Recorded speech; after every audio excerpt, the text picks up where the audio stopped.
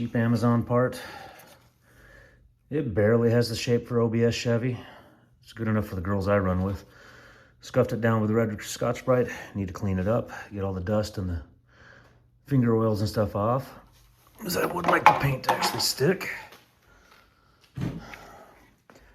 SEM color coat, medium gray. May or may not be the right color for the OBS Chevy, but close enough for the girls I run with. I just wanted to leave I could have left it black. And even if I had, this thing was so freaking shiny, I would have scuffed it anyway. But just a sort of gray would be fine in there. It's a 30-year-old truck. I'm not looking for exact match. Exact match would probably stand out just as much.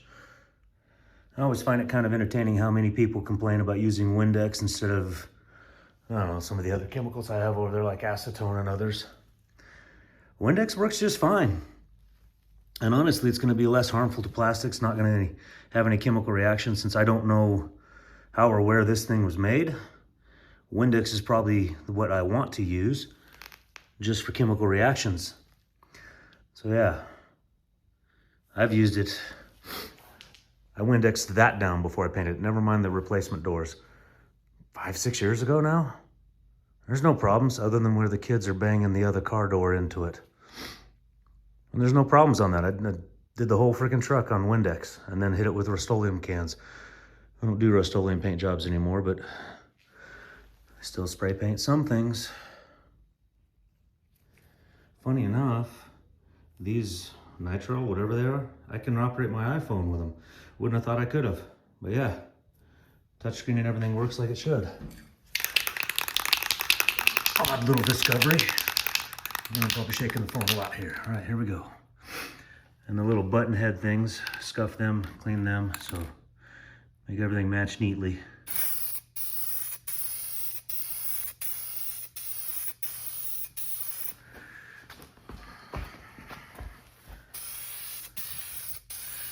The garage is a little bit warmer than outside. The weather app tells me it's about 40 degrees outside. Definitely feels colder in our neighborhood. Because of solar gain on the garage door, I think I'm okay. This actually may turn out to be a pretty decent match for my Suburban. I'm doing pieces like this, I just lightly dust them. Trying not to get any runs, certainly. Just keep going around and dusting it until it looks like I've got the coverage I want. I think it is. I think it's a pretty decent match. Medium gray is what it was billed as. I don't want too much buildup. I don't want it glossing. But we'll see when I actually install it. Question 2 is what the camera's actually showing you. There's always that question. I don't have a 4K camera, I'm using my iPhone.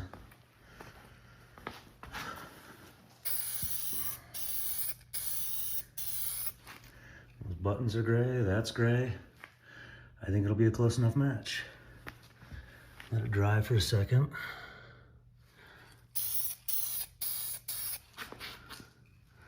And look for what I may or may not have missed.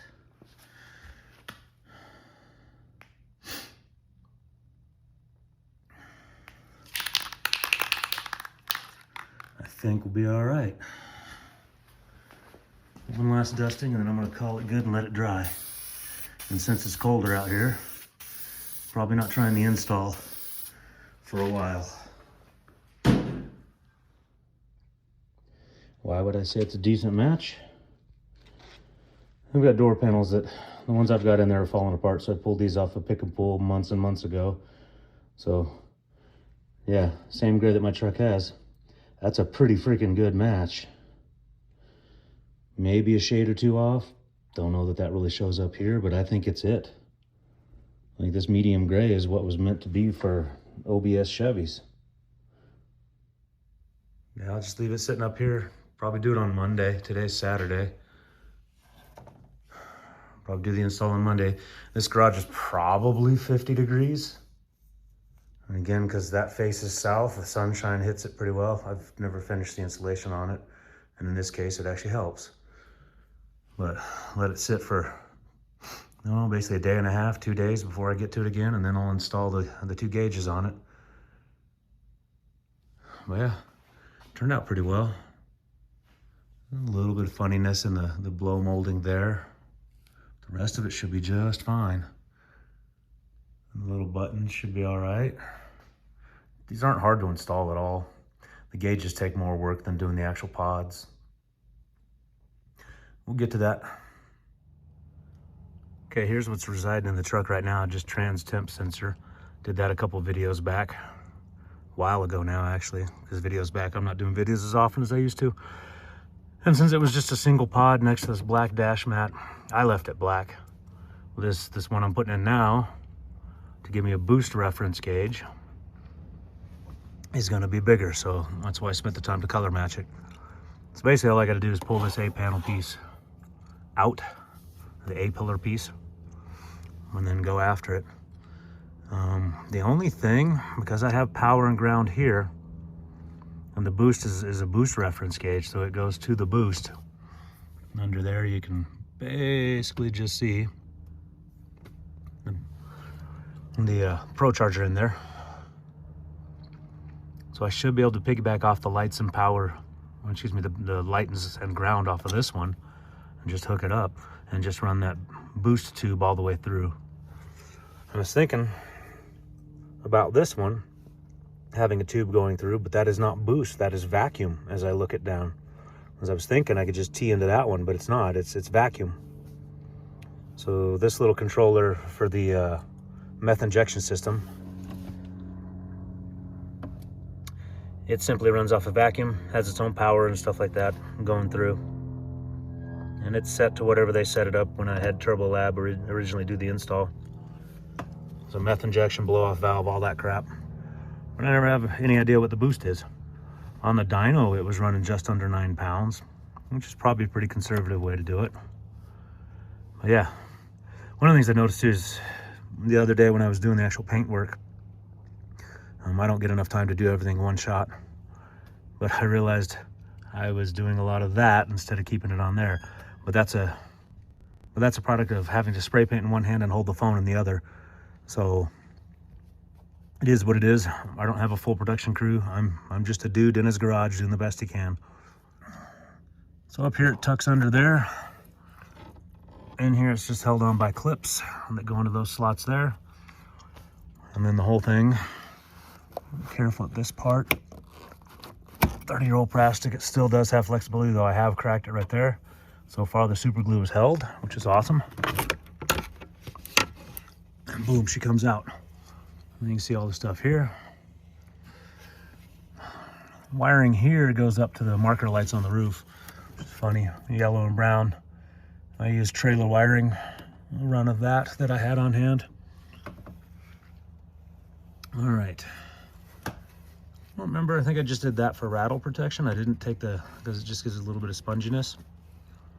Well, let's see what we got in here, and let's take that whole thing apart. These 2 posts down here, I'll put the new one on and drill from this side, so that way I know where to start it, and then the other one will come up to here somewhere to cover the 2 gauge pods. And then just got to get in here to the wiring and figure out what all I have. Here, main power, lights power, temperature sensor, and ground is what all that is, if I remember correctly. And a couple jumpers that are on the actual gauge itself, or I'm not sure what for. Okay, playing around with these things. This is too big. This is your regular door panel popper tool, little leverage tool. It's too big. It doesn't engage those too well. So I have to be very, very careful with a set of side cutters, see if I can get those under without cutting and use those to pry it up. We'll see. In case you're wondering, these little things will hold pretty well. It snapped off. I'm using these little buggers because that's a thin, skinny thing to get under there. So I guess I'm just going to cut them all off and then push them through the hole, because I do want to reuse those holes down here. But they don't come out very well. If I ever want to use this gauge pod again, I have to get a new set of them.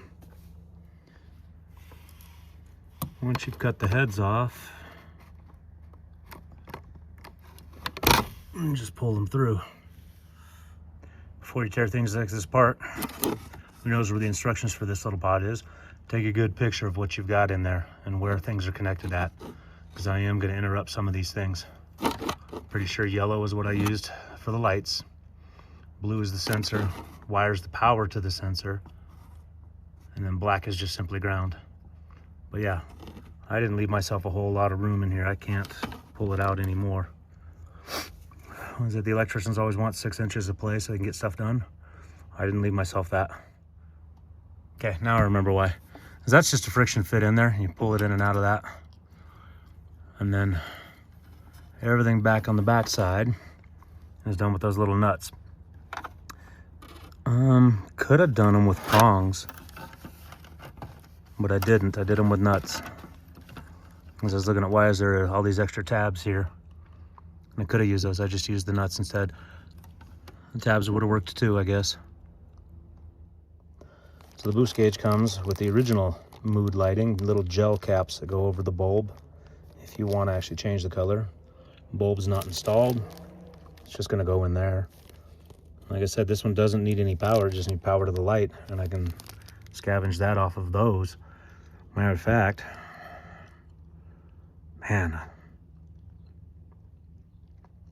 all I got to do is use jumpers on the tabs. Do a jumper over there, down to the lights, and it'll be fine. But I still have to disassemble these to pull the wires through, get the new one in, and then, yeah, so there's still work that has to be done. There I go again with the camera, keeping it down here when I'm looking up here. So yeah, got to pull all those nuts off, pull this out, get the new one on, and then figure out the wiring for the new gauges. What I do like about this particular design is with the posts that you put the nuts down on and use your regular ring terminals, and then the tabs for a regular spade curve terminal. You can do jumpers between multiple gauges with this. I mean, in my situation, I have yellow for my lights, and then white I have for ignition hot, black for ground, blue to the sensor. And do that same convention all the way across a whole set of gauges. But yeah, the lights are just grounded onto the ground. And if you're gonna do that, I'm thinking multiple gauges, you better use a pretty thicker gauge wire. I'm using just 14 gauge here, I think. If it's even that. This might be 16 gauge. But I'm thinking if I was going to do this for a whole setup for a whole dash, the main post, the main ground that goes to either the body or somewhere else on a chassis ground, I'm going to make that something probably like at least 14, probably 12 gauge probably, if I'm going to run multiple gauges on that same ground and just have them jumpering over like that. I don't imagine these draw a whole lot of power in any of these gauges like this, but I would just overkill the gauge ground. But got that off. Now let's start fitting the new one. And it should be pretty much the same. I'm gonna use those holes there to drill through. Oh, this should be fun because I can now remove the whole thing and get her mounted up. All right, here we go. That yellow that is tapped into the marker lights, just made a jumper for it using 2 spade and female connectors like that. This one jumps on up into here. All that needs is the lights, because the rest of it's off that vacuum tube. But just a simple jumper there. Can I do this one-handed? And all of this wiring will simply tuck in here.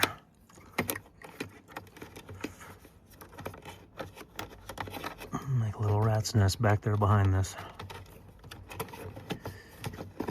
And these are just friction fit once they're in. And she's in. I didn't realize I'd gotten a silver bezel with that one. I meant to get a black one. Oh well. Lit up. So they're both lighting up. Got that part done. Hardest part, and I'm running out of daylight and it's getting freezing cold. We're in January here, so the boost needs to get into, it's got that tube that goes in, it needs to tap into one of the boosted sizes of the intake. I'll have to do that at another time. I am freezing.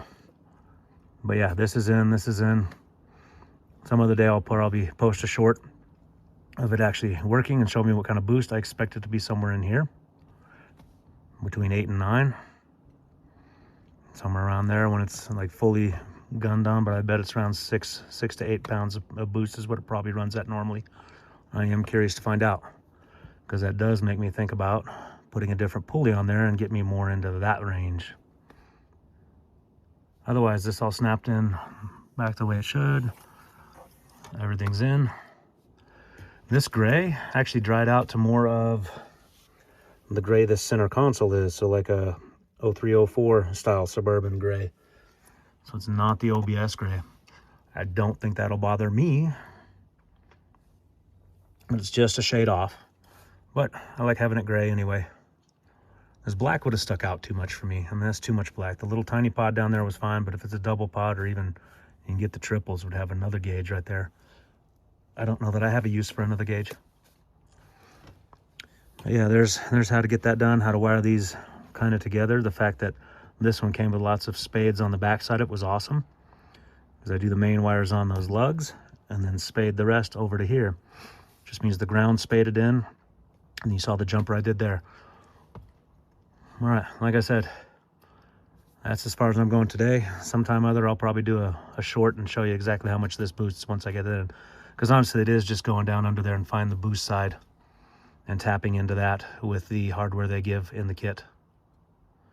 If you come this far, appreciate you watching, and we'll catch you on the next one.